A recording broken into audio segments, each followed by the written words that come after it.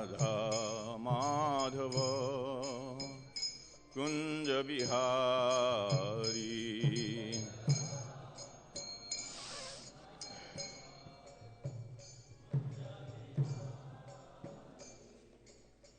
गोपी जनवल्लभ गिरिवरधारी।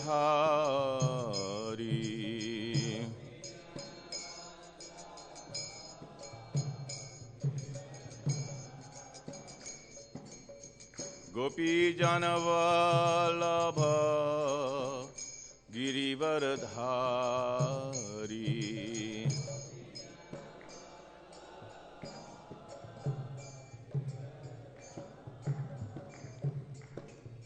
यशोदनंदन व्रज जनरंजना।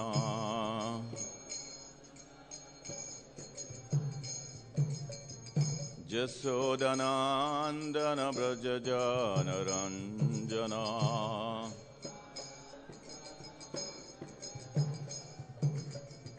जमुना तीरा बनचारी।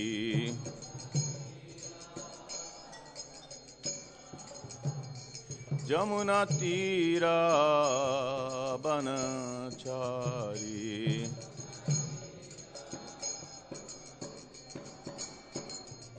जय राधा माधव कुंज बिहारी।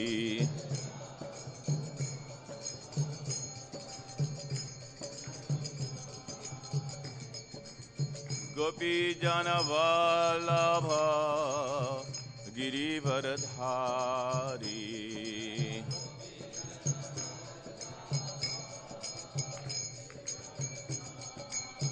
यशोदनंदन व्रज जनरंजना।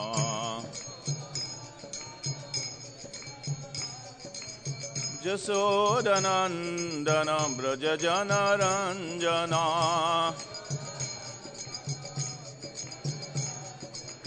जमुना तीरा बनचारी। जमुना तीरा बनचारी।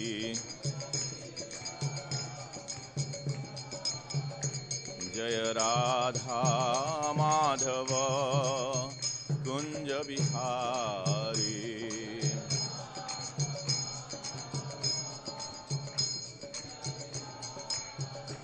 जय श्री कृष्ण चैतन्य प्रभु नित्यानंद श्री अद्वैत गदाधर श्रीवासदि गौर भक्तवृंद। जय श्री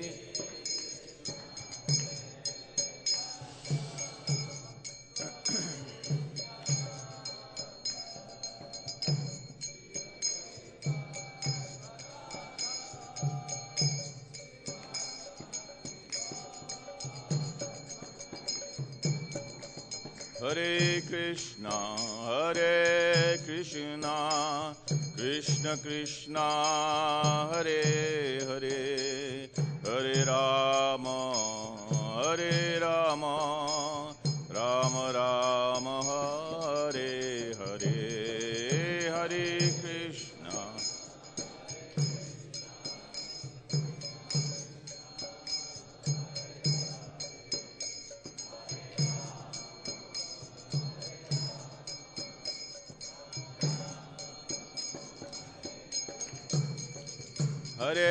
कृष्णा हरे कृष्णा कृष्णा कृष्णा हरे हरे, हरे राम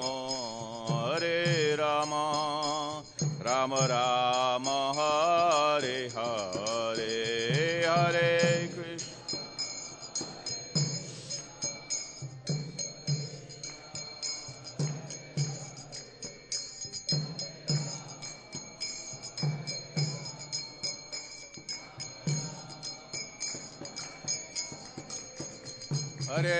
कृष्ण हरे Krishna Krishna Krishna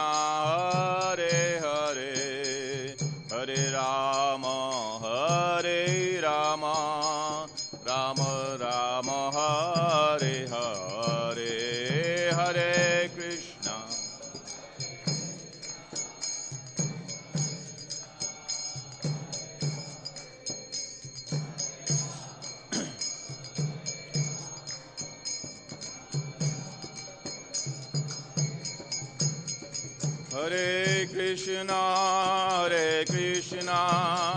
Krishna Krishna, Hare Hare, Hare Rama, Rama Rama, Hare Hare, Hare Krishna, Hare Krishna.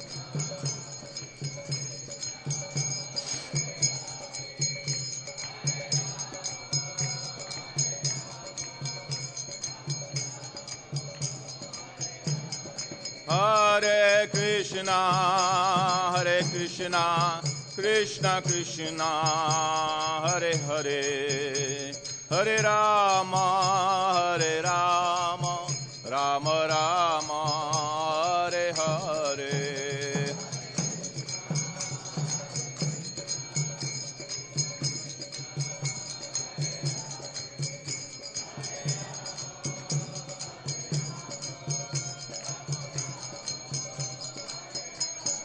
Jaya Prabhupada, Srila Prabhupada.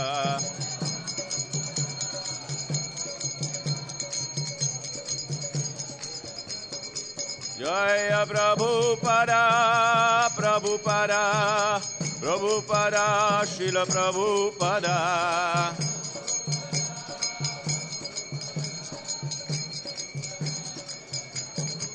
Nitai Gaur Hari Bol, Hari Bol, Hari Bol, Gaur Hari Bol.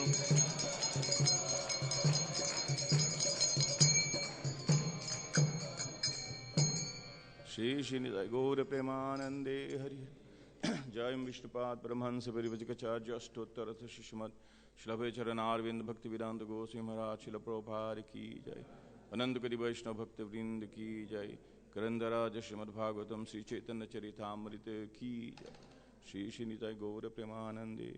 All glories to the assembled devotees. All glories to the assembled devotees. All glories to the assembled devotees. All glories to Shri Guru and Shri Gauranga. Gaura Premanande. Hari Hari Bol. Hare Krishna. Thank you. So today we are reading from Sri Chaitanya Charitamrita, Madhya Lila, Chapter 1, the later pastimes of Lord Chaitanya. And today's text is text 95. So, Jaya Jaya Sri Chaitanya Jaya Nityananda Jaya Dvaita Chandra Jaya Gaura Bhakta Vrinda Jaya Jaya Sri Chaitanya Jaya Nityananda Jaya Dvaita Chandra Jaya Gaura Bhakta Vrinda Jaya Jaya Sri Chaitanya Jaya Nityananda Jaya Dvaita Chandra Jaya Gaura Bhakta Vrinda.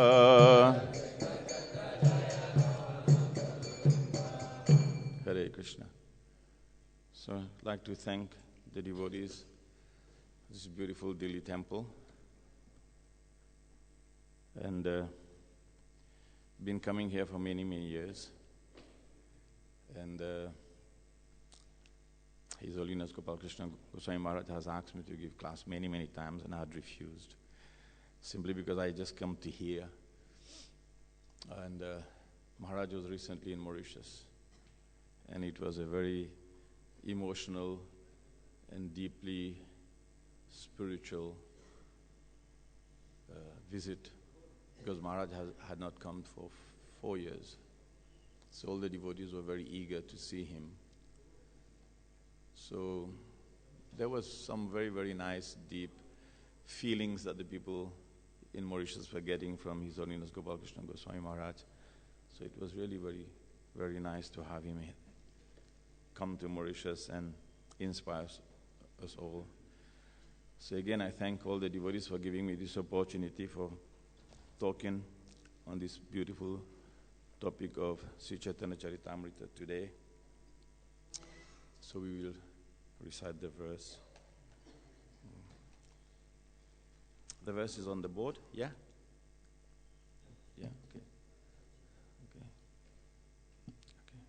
Hare Krishna. Mata bhakta ganirataha karila milana. Mata bhakta ganera tanha karila milana.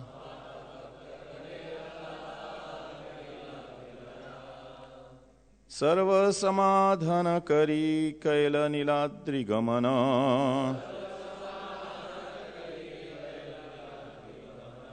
Sarva samadhana kari kaila niladri gamana.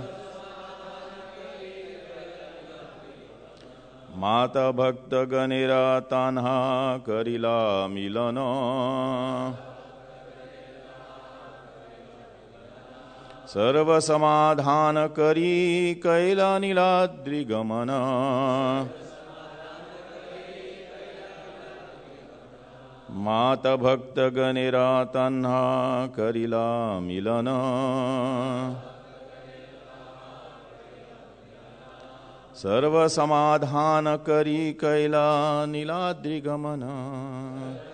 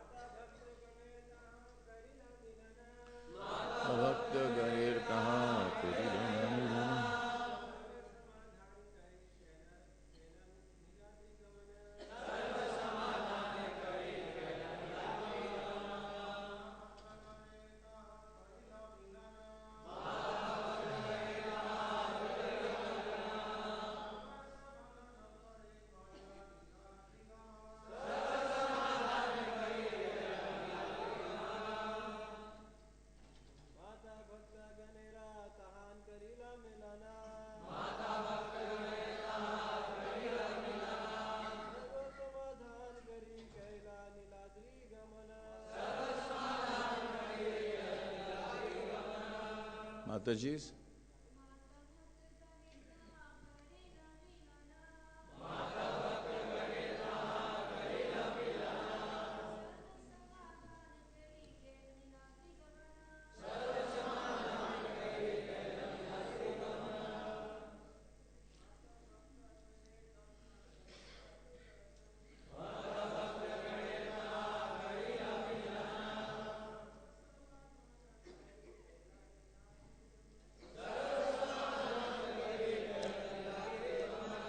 Mata, the mother. Bhakta Ganera, of the devotees. Tahan, in that place. Karila, did. Milana, meeting. Sarva, all. Samadhan, adjustments. Kari, executing. Kaila, did. Niladrigamana, going to Jagannath Puri. Translation. At the house of Advaita Prabhu, he met his mother as well as the devotees from Mayapur. He adjusted everything and then went to Jagannath Puri. Sri Chaitanya purport by His Divine Grace, A.C. Bhaktivedanta Swami Srila Prabhupada. Sri Chaitanya Mahaprabhu knew very well that his acceptance of sannyas was a thunderbolt for his mother. He therefore called for his mother and the devotees from Mayapur, and by the arrangement of Sri Advaita Acharya, he met them for the last time after his acceptance of sannyas.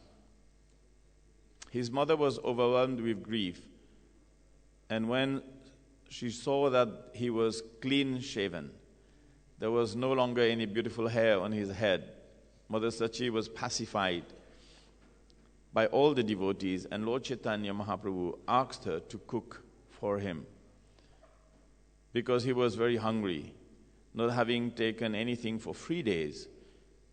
His mother immediately agreed, and forgetting everything else, she cooked for Sri Chaitanya Mahaprabhu. During all the days, she was at the house of Sri Advaita Prabhu. Then after a few days, Sri Chaitanya Mahaprabhu requested his mother's permission to go to Jagannath Puri. At his mother's request, he made Jagannath Puri his headquarters, and after his acceptance of sannyas. Thus everything was adjusted, and with his mother's permission, Sri Chaitanya Mahaprabhu proceeded towards Jagannath Puri. Om Ajnanatimirandhasya Gyananjana Shalakaya Chakshurunmilitam Yena Tasmai Sri Guruve Namaha Sri Chaitanya Manobhishtam Sthapitam Yena Bhutale Swayam Rupa Kadamayam Dadati Sapatandikam Namo Om Vishnupadaya Krishna Prasthaya Bhutale Srimate Bhaktivedanta Swami Niti Namine Namaste Saraswati Deve Gauravani Pracharine Nirvishesha Shunyavadi Pasyata Desatarine Jayasi Krishna Chaitanya Prabhu Nityananda Shri Advaita Gadadhara Siva Shri Gaura Bhakta Vrinda Hare Krishna Krishna Krishna Hare Hare Hare Rama Rama Rama Hare Hare Panchakalpaturvyascha Kripa Sindhubheva Patitanang Bhavanebhyo Vaishnavebhyo Namo Namaha. So this is a beautiful section of Sri Chaitanya Charitamrita where Sri Chaitanya Mahaprabhu has taken sannyas. So after Sri Chaitanya Mahaprabhu had taken sannyas, he immediately fell into transcendence. His spiritual emotions for Krishna and going to Vrindavan overwhelmed him completely. And he immediately was thinking, and this you've read in the previous verses, that he should go to Vrindavan. So he was trying to go to Vrindavan. And in this section of Radha Desh where there is actually no Ganga. So he was being led by, because of his spiritual consciousness, he was being led by Lord Nityananda Prabhu. And Lord Nityananda Prabhu took him round and round, and finally just showed him Ganga, the river Ganges. And then Chaitanya Mahaprabhu felt, oh, it was Jamuna. And then after a while, for 3 days this went on.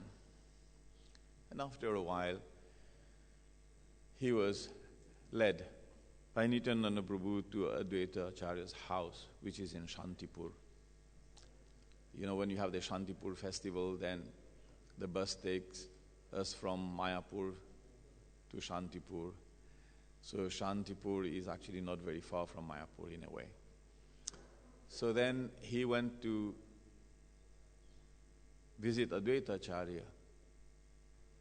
And when he went to visit Advaita Acharya, at that time Chaitanya Mahaprabhu had not eaten for 3 days. So therefore he asked his mother to cook for him. He had actually asked all the devotees from Mayapur, the devotees from Mayapur, and also his mother, Sachimata, to come and see him there. Because after taking sannyas, Lord Chaitanya would not go back to his home. Because especially as his young wives were there. So that is just normal sannyas behavior.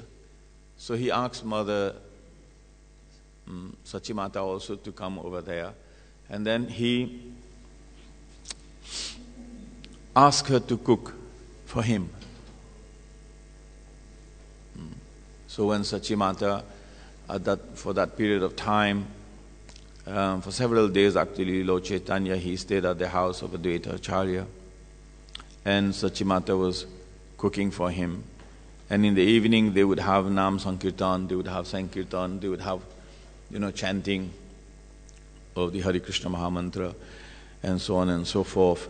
So in this purport, you see that actually Lord Chaitanya accepting sannyas. Previously in Adi Leela,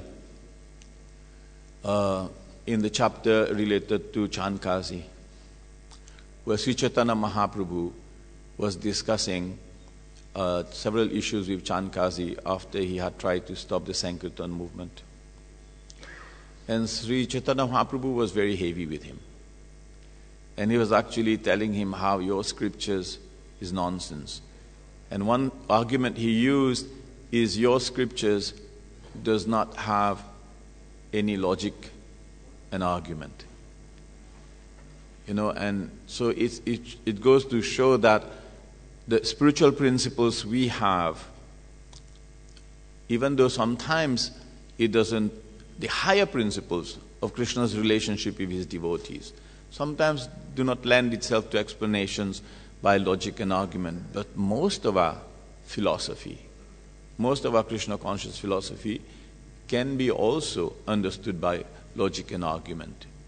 Not that it can be understood, but it can be explained to people by logic and argument. But this Krishna conscious philosophy can actually be understood by the mercy of the spiritual master. It is a knowledge that is revealed within the heart of the devotee of Krishna. So in this section where Lord Chaitanya was discussing this issue with Chandkazi, he had quoted this famous verse from Brahma-vaivarta Puran, no? Which is that verse? Anyone knows? Aswamedha Kavalambham. Yes, sannyasa. Yeah, is it? Panchavida Vivarjite. Yeah, so it is these 5 principles of forbidden. And one of the principles that he mentioned is forbidden was what? Sannyas. And Lord Chaitanya takes sannyas. It's interesting. So the thing is, how do you explain this? You explain it simply because when he was talking to Chandkazi, he was not talking to Chandkazi about sannyas matters. What was he talking about? He was talking to Chandkazi about cow killing. So if you use a verse to explain about cow killing, and that verse has some other things, you don't just quote the one line. You don't quote Aswamedha Gavalambham, but you also quote the second one, sannyasa, and you also quote Devarena, and then, you quote everything in there. Oh, you can hear? Okay. Hare Krishna. Yeah, so, anyway. It's okay. Thank you. So that is a context. That is a context that he used that verse from Brahma-vaivarta Puran. Otherwise it would seem like he talks one thing and he does something else. No, he talked the one thing and he did the one thing. So Chaitanya Mahaprabhu, he was talking to Chandkazi about cow slaughter, and he used that verse to explain cow slaughter. And so in essence, then what kind of sannyas is forbidden? That's another issue. Because in the early days, in a sense, like you see, even Hiranyakashipu, he took some kind of a sannyas because he went for, 10,000 years to do some tapasya. And the sanya and the kind of renunciation he took to do this tapasya, even though it was not sannyas because he came back to Grihastha ashram again, but he was keeping his life air in his bones. So this karma sannyas is forbidden, where someone has to give up food and other bodily needs. And also the other type of sannyas is, there's one type of smarta sannyas in Varnashrama, where people just take sannyas because they think, okay, we have to take sannyas, but without any spiritual goal. That is also forbidden. And even at the time of Lord Chaitanya Mahaprabhu, when he took sannyas, and before he took sannyas, his preaching was mostly in Navadvip, and his preaching was mostly to innocent, young, and people who loved him, family men, and people who actually had a relationship with Sri Chaitanya Mahaprabhu. And it was all play. So in the first 24 years, in the 25th years of his pastimes, Lord Chaitanya took sannyas. But when he took sannyas, what happened is he started to convert a lot of sannyasis. He started to convert a lot of different sannyasis, different leaders of different mat.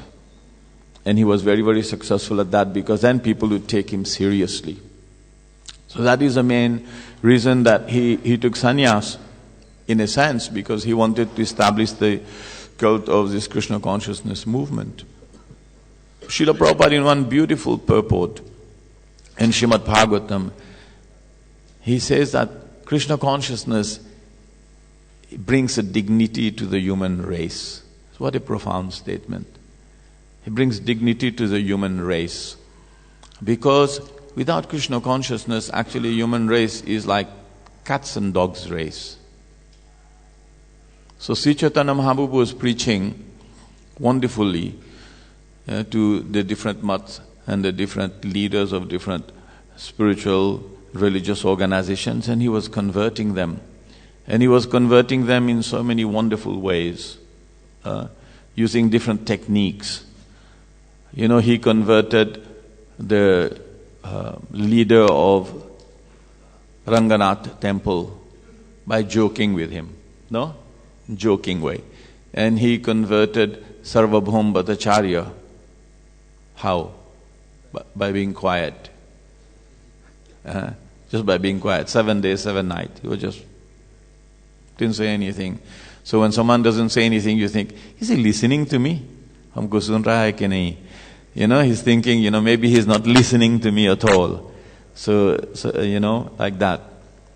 And others, he would convert them by strong preaching, by arguing with them. You know, he was joking with Vyankata and he said nicely, he said, if your Lord is supreme, then he said, why is Lakshmi Devi always? And he said, if Lakshmi Devi is a very chaste woman, right? She's very chaste, right? He said, yeah, of course, she's the most chaste. He said, then why is she trying to get into Rasa Leela with Krishna? You know? So it's a joke, but he put the philosophy very nicely. And when he stayed quiet with Sarvabhaum Bhattacharya was saying, what is it with you? You listening or what? Sometimes we say in classes, if no one asks any questions, we said either everyone understood everything or everyone is sleeping. So it was like the same issue. So Lord Chaitanya then, he said, I understand. What I don't understand is your silly explanations in a way. So Sri Chaitanya Mahaprabhu, after he took sannyas, for the first, correct me if I'm wrong, for the first 6 or 8 years, he stayed with the devotees mostly. And he was always coming and going from one place to the other. And why he stayed with the devotees is because Lord Chaitanya wanted to show us how to actually wonderfully relate to different devotees, different categories of devotees. And that was his main service. That was his main teachings. That was his main mission at that point. In the latter part of his pastimes, which is explained in the middle part of the Madhya Leela, you know, he stayed in Jagannath Puri, and then he also traveled. But what we see in Sri Chaitanya Charitamrita, and in this particular verse, how he's related to his mother, but also how he settled everything with his devotees. How he settled everything with his devotees. So Srila Prabhupada also explained that he created our ISKCON movement so that we can get devotee association. So sometimes we think, okay, because he created this movement for devotee association, the devotee association is something of an institutional kind of relationship. But actually, devotee relationships is very much, what do you call, the very basis of our spiritual life. Sometimes you hear in certain classes, and you hear that the relationship of the devotee with Krishna is the most important. But if you are a devotee of Sri Krishna and your relationship is only with the deity or your relationship with Krishna, then you will always hover on the lower rungs of devotional service. And one person who is a practicing devotee and his relationship is only with Krishna, how do you call that devotee? Kanishta. So even though our whole aim is to develop our relationship with Krishna, and if we stay on that lower platform of devotional service, or the initial path, it's not lower but initial, beginning stages of devotional life, if we stay only based on our relationship with Krishna in Krishna consciousness, then we will stay, unfortunately, a Kanishta Adhikari, a Kanishta devotee. There's one beautiful purport from Srimad Bhagavatam. I'll just read this. And it is in Srimad Bhagavatam in the 4th canto. So he said here, the Lord is the translation to the verse. The Lord is very satisfied with his devotee when the devotee greets other people with tolerance, mercy, friendship, and equality. Lord Chaitanya is embodiment of this verse in a way. His behavior with his devotees, is embodiment of this. I read it again. The Lord is very satisfied with his devotee when the devotee greets other people with tolerance, mercy, friendship, and equality. What do you see in this verse? Description of what? Right? That's a very good answer. But also, what do you see in terms of what kind of a devotee is describing? Right. Madhyamadhikari. So it is, I read the purport. It is a duty of an advanced devotee in the second stage of devotional perfection to act in accordance with this verse. There are 3 stages of devotional life. In the lower stage, a devotee is simply concerned with the, fill in the blanks, with the deity in the temple. And he worships the Lord with great devotion, according to rules and, very good. And in the second stage, the devotee is cognizant of his relationship with the Lord, his relationship with his fellow devotees, his relationship with persons who are innocent, and his relationship with persons who are envious. Okay, let's start backwards. What is his relationship with the persons who are envious? Avoid. He's indifferent. He's indifferent. And Bhaktisiddhanta Saraswati Thakur explained this word indifferent very nicely. And this is also explained in the 11th canto Srimad Bhagavatam, entitled History, the discussions of Maharaj Nimi, I think with the Navayogendras. And this beautiful explanation is indifference means he's not affected by them. If you're a Madhyamadhikari and you go preaching and you see someone has a beautiful big Mercedes and he has a nice house and his children are very educated and you still have a little bit material desires left, will you be indifferent? Probably not. You will think, look at me, no hair even, one simple cotton dhoti, and then look at him. So indifference also means not covet, not want to be like them. Indifferent, completely indifferent. And if you're preaching, I gave an advice to one Mataji who's following some courses with us, and she was saying that when she works as a nurse, and then every time she goes to the hospital, then she's giving out Bhagavad Gita or Prasadam, and there's 1 or 2 people that say, we don't want. And she's trying to convince them all the time. So I said, Prabhu, what do I do? I said, you should go like this. There's 5, 6 people, you should give number 1, number 2, number 3, and 4, 5, just ignore them. Like you said, ignore them. Don't give them. Don't do anything to them. Because they are actually envious and go to number 6 and 7 and give them. And then they will, after a while, they will start to think, why didn't you give me? He said, oh, you don't need. You don't need. Because they're envious and they will actually create more offenses. So that's actually what he does.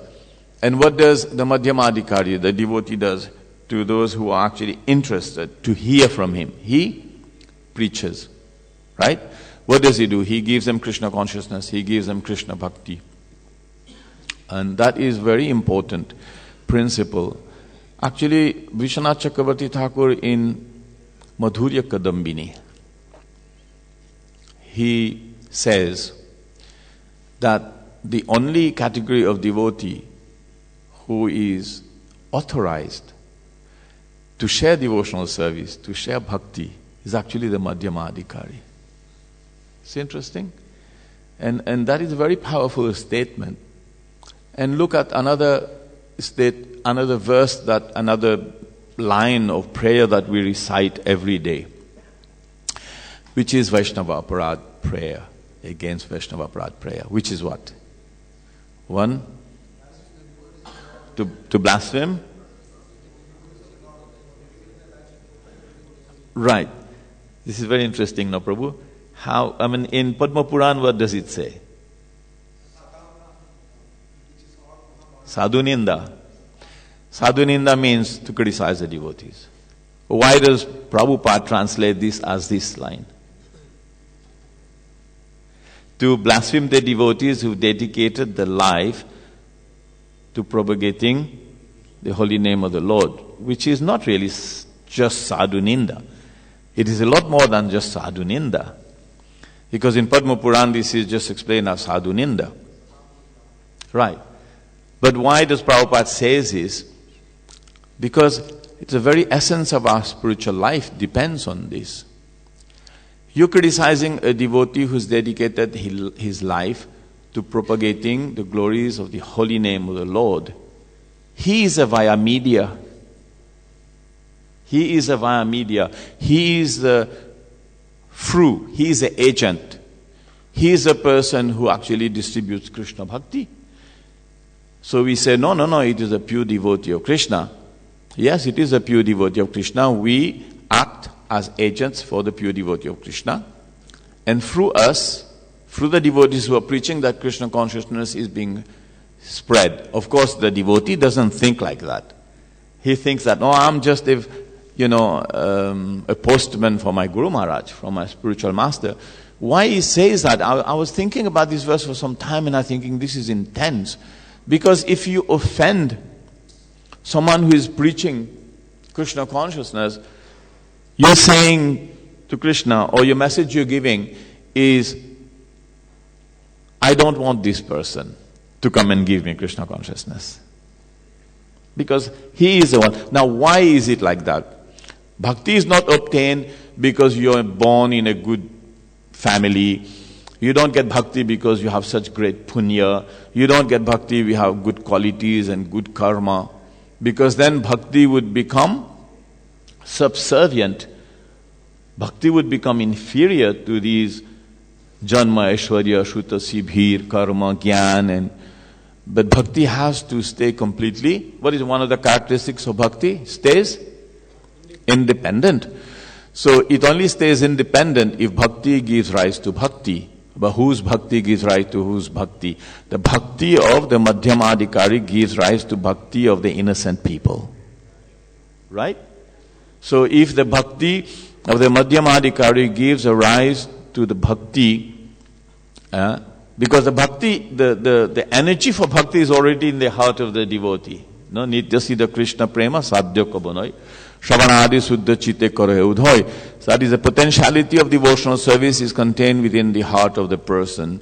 But the Madhyamadikari comes and one day Jayapataka Maharaj told me, he said, we are just fanning the sparks. It's a very beautiful statement, no? We're just fanning the sparks. I mean, this bhakti, the chingari jo hai bhakti ka, it is already in the heart of the devotee. So the Madhyamadikari comes and Shravanadi Suddha Chite Kore Udhoy. He gives a little bit Shravan and a little bit of prasad and a little bit of this and books, and he said, come to the temple. So can you imagine the value of the Madhyamadikari in our movement? Can you imagine the value of the Madhyamadikari? So if someone stays on the Kanishta platform, Kanishta devotees tend to cause all the troubles in our movement, in a nice way.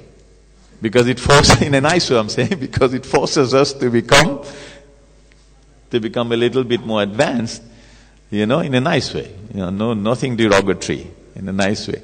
So, then we become Madhyama. Now, so we understood that this bhakti principle, how it is important. Now, how does a Madhyama Adhikari maintain himself on the Madhyama platform? It is not just simply by preaching. It is not simply by avoiding the envious.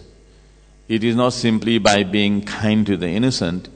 Actually, the nourishment of the Madhyama Adhikari doesn't come from the lower rungs of devotional aspects of life. It comes from the higher rungs. It comes from mercy, from the Uttama Adhikari, from the Guru, from the spiritual master. But if you analyze something, all of us here, say 90% of our association comes from whom?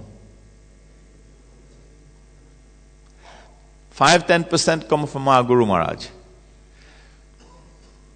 But 90% of our association come from among ourselves. 90%, I would say. Sometimes devotees say 75, I'll put it up. Especially because in Mauritius, we don't get many association. For you, maybe it's 60%, 70%. You get so many devotees come here all the time.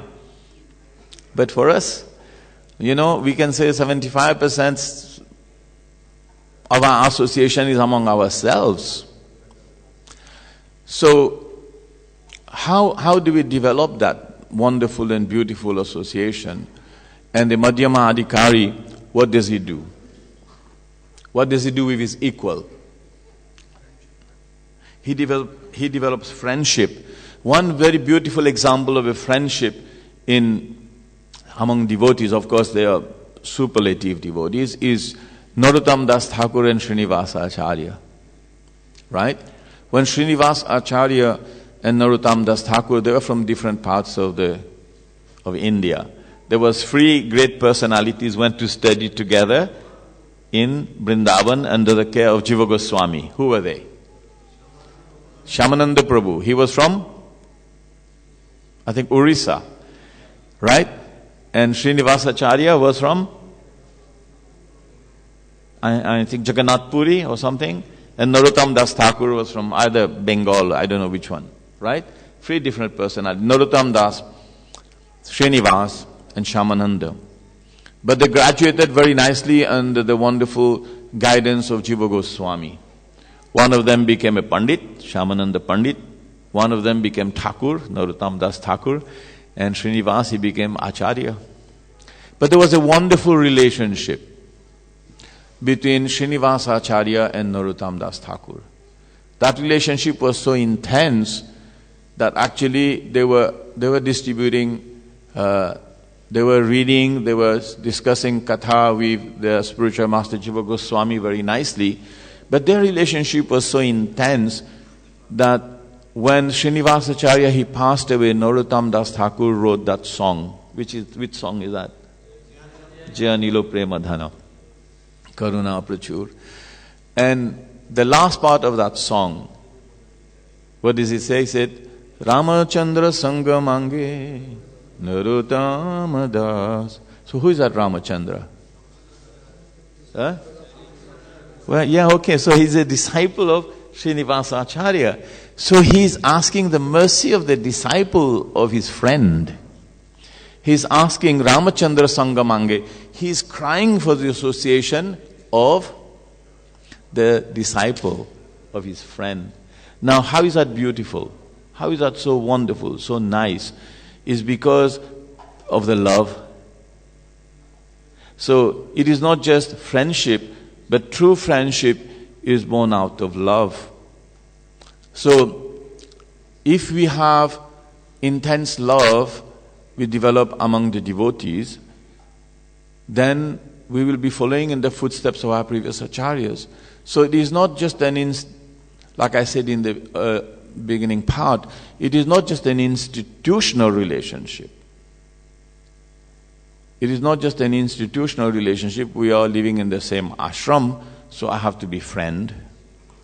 We are wearing the same type of outfit and clothes, so we have to be friends. But actually that friendship has to develop to a point that actually we cannot live without each other. Because as human beings, we need that kind of relationship. And if we don't have that kind of relationship, we will look for this relationship somewhere else in the material world. Or in some objects, which is worse. In Prakriti, I mean. So how do you develop that relationship? By understanding that this Madhyama Adhikari is actually the essence of my life. Association with them. They're representing the tools, they're representing the agents of my spiritual master to give me support, to give me life, to give me everything I need, friendship, and I'm sitting with them. So can you imagine if we came and we had no other devotees in a yatra? It becomes unbearable. And Haridas Thakur, what did he say? He said, what is the most unbearable thing in this world? Is to be bereft of the association. So I mean, this is so true. I was serving in England for several years, and in 1985, our temple president, Akhanda Prabhu, was giving a class, and he was saying he was in Scotland and he had to drive 5 hours to come back to Bhaktivedanta Manor. And he said something, and he said, I was scared because in between I had to go and rest and I was on my own. And he said, and then, Maya and all of that tricky thing in the West is very, it's tricky everywhere, but sometimes in the West externally it looks more tricky. So he said, then I suddenly remembered this one devotee had to go to the manor. So I said, oh, you come with me? And he said, all throughout I felt enlivened. And he was a young devotee. And Akhanda Prabhu was temple president, Prabhupada disciple, all the senior devotee. And he said, I felt protected being in the association of this devotee. I felt protected. So, very interesting how we have to really take this very, very seriously. We have to take this, developing this friendship and this love to a point that we think that these devotees are my life and soul. And that is what Chaitanya Mahaprabhu was trying to teach when within that long period of 6 years he was staying with the devotees. So many other aspects in this purport. Just explain a little bit of that. I think we have to stop now, no? So 9 o'clock, is it? Right. Okay, so we will just try to understand this point, that even in the Shastra it says, dharmasya tattvam nihitam guhaya. What does that mean? The essence of devotional service, which is dharmasya tattvam, right? The essence of devotional service is contained within the heart of the devotee, right? And also when he says that one cannot understand the heart or the mind of a Vaishnava. Vaishnava jivera mudya. Right. You're all following. So, what does that mean? That actually the essence of devotional service is not even contained in the Shastra. It is contained in the Shastra in the sense, but it is not available to us directly from the Shastra. It is available to us when it is explained by the devotee, by the Supreme, who is a representative of the Supreme Personality of Godhead. So how important is that? So when a yatra becomes mature, you will see a lot more love among the devotees. You'll see the love, and the love among the devotees only comes when the devotees become more madhyama. And Srila Prabhupada, in the beginning stages of Krishna consciousness, he gave one instruction to his disciples, and he said, your love to me will be shown by how you cooperate. That's a little bit sort of instruction to Kanishta, sort of neophyte devotees, because you have to cooperate. But because there was inability for cooperation, so competition and all the other material inabilities that exist in the material world will also come, because we come from the material world. We don't drop from Vaikuntha into ISKCON, so we have all these different things, but we have to develop that love among ourselves. But that takes a little bit of time. That takes a little bit of time, just like the mango will become ripe and sweet by staying attached to the tree, to the branch of the tree, and being nourished by the sun and nourished by water from the roots. So similarly, that takes a little bit of time, but we have to work on it. It doesn't happen by itself. We have to understand these principles of devotional service, and Chaitanya Charitamrita beautifully explains how we can deal with devotees in a nice, loving way. Sometimes the acharyas have put everything in nutshells or in small pills, like, the very essence of our spiritual life is Jivedoya, Nameruchi and Vaishnava Sevan. Yes, we have Jivedoya, we preach, and we have Nameruchi, which is not so easy to get, but we try to develop a taste for chanting, and Vaishnava Sevan, we serve the devotees of Krishna. How do we serve? We can serve in a mechanistic way, or we can love. When we start to love our friends, we love our devotees, and we try to give them support and friendship, right? That is actually acting according to this Madhyama platform, which is shown by Lord Chaitanya Mahaprabhu. So I don't want to take more time. Now we will leave some time for some reflections. Jitamrita Prabhu is here, and so many devotees are here, so I thank you again very much. So if you want to, make some reflections, some comments, or some questions, thank you. Hare Krishna, Dharnavad. I speak Hindi? Yes, I understand. You understand? Thank you. Thoda. Or somebody can translate. No, I can understand. तो आज की पवार में है माता भक्त गणेर तहाँ करीला मिलन, कि भगवान चैतन्य ने संन्यास ले लिया है, तो अब और माता से भी दूर हो गए हैं, और जो नवदेव के भक्त हैं उन सबसे भी दूर हो गए हैं. तो एक ये बहुत बड़ी मार्मिक घटना है कि अब भगवान जो है माता और सब भक्तों से मिले हैं. और कहाँ पर मिले हैं? अद्वैताचार्य के घर में मिले हैं, शांतिपुर में मिले हैं, और पत्नी से नहीं मिले.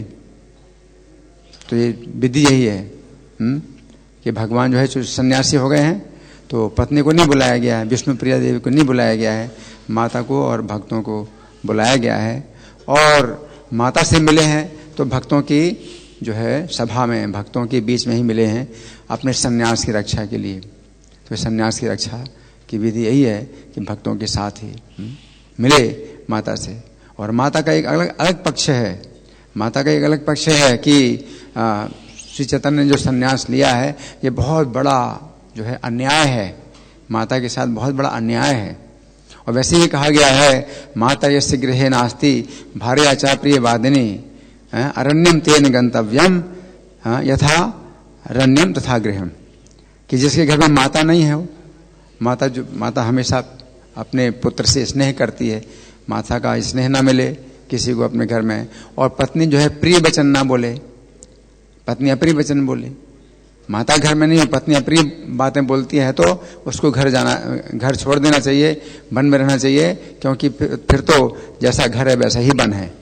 तो यहाँ चैतन्य महाप्रभु के साथ में बिल्कुल मतलब अनुकूल परिस्थितियां हैं कि माता है घर में जो स्नेह से भरी हुई है, और जो पत्नी है वो भी पूरी समर्पित है प्रिय, तो भी भगवान चैतन्य ने अपने घर को छोड़ा है ना, संन्यास लिया है, तो संसार का उद्धार करने के लिए भगवान ने किया है. तो अब यहाँ पर माता के साथ में भक्तों के बीच में भगवान जो मिल रहे हैं, तो यहाँ पर क्या है कि जितना भी तनाव है वो सब जो है शांत हुआ. तो ये घटना ऐसी है जिसमें कि पूरा तनाव शांत हुआ, क्योंकि सब लोग तनाव में थे, बहुत ज़्यादा तनाव में थे कि भगवान ने जो है संन्यास लिया तो किसी को भी सूचना नहीं दी, केवल 5 लोगों को पता था और किसी को सूचना नहीं दी। अब जो है सन्यासी के रूप में आए हुए हैं और माता के ऊपर भी बहुत बड़ा जो है एक शोक का भार है कि पुत्र ने सन्यास ले लिया है। तो ऐसी स्थिति में भगवान ने माता के ऊपर पूरा निर्णय छोड़ दिया कि अब माता तुम जैसा आदेश दोगी मैं वैसा ही करूंगा।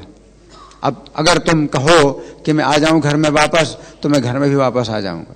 तो भगवान ने माता के ऊपर इतना मतलब छोड़ दिया पूरा निर्णय कि अब आप जैसा कहोगी वैसा मैं करूंगा। लेकिन चूंकि भक्तों के बीच में है तो सुरक्षित है। और माता फिर विचार करने लगी, माता विचार करने लगी अगर मेरे आदेश से श्री चैतन्य अगर घर में आ गए और संन्यास लेने के बाद फिर गृहस्थ आश्रम में आए तो बड़ी लज्जा की बात होगी और लोगों के बीच में बड़ी निंदा होगी, मेरे पुत्र की निंदा होगी, तो मैं सहन नहीं कर सकती।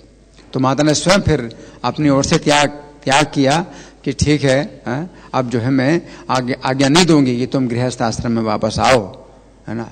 लेकिन हाँ, माता ने कहा कि तुम जगन्नाथपुरी में रहोगे तो जगन्नाथपुरी से आने जाने वाले बहुत लोग होते हैं जो जगन्नाथपुरी से मायापुर आते जाते हैं, तो तुम्हारा समाचार मुझे मिलता रहेगा। तो इस तरह से समाधान हो गया, सर्व समाधान करी। तो पूरा समाधान हो गया कि भगवान जगन्नाथपुरी में रहेंगे तो मायापुर से भी भक्त लोग आते रहेंगे जाते रहेंगे, तो चैतन्य महाप्रभु की संगति मिलती रहेगी और माता को भी जो है समाचार मिलता रहेगा चैतन्य महाप्रभु का। इस प्रकार से सब कुछ सेटलमेंट हो गया, सेटलमेंट हो गया नहीं तो बहुत बड़ा जो है एक धक्का या सदमा कहें जो कि दिमाग के ऊपर जो है मतलब वो बना हुआ था सबके ऊपर। और भगवान ने बिना जो है आज्ञा लिए और भक्तों केवल 5 भक्तों के अलावा और किसी को सूचना नहीं दी तो चले गए और भक्त उनसे बहुत गहराई से जुड़े हुए थे, बहुत गहराई से जुड़े हुए थे। तो ये बहुत बड़ा जो है एक वो था, एक धक्का था जो कि दिल को लग रहा था, चोट लग रही थी, सबके दिल में चोट लगी हुई थी, माता के भी मन में बहुत चोट लगी हुई थी।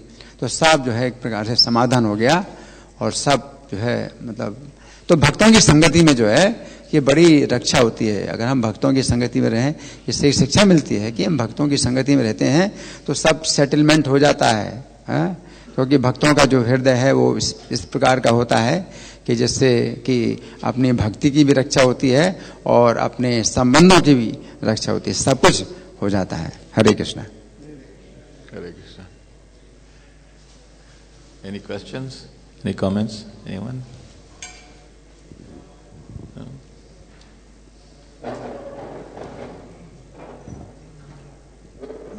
Yes? I thought Fuji was raising his hand to touch the camera. I thought he was asking for the mic. Okay. Yes?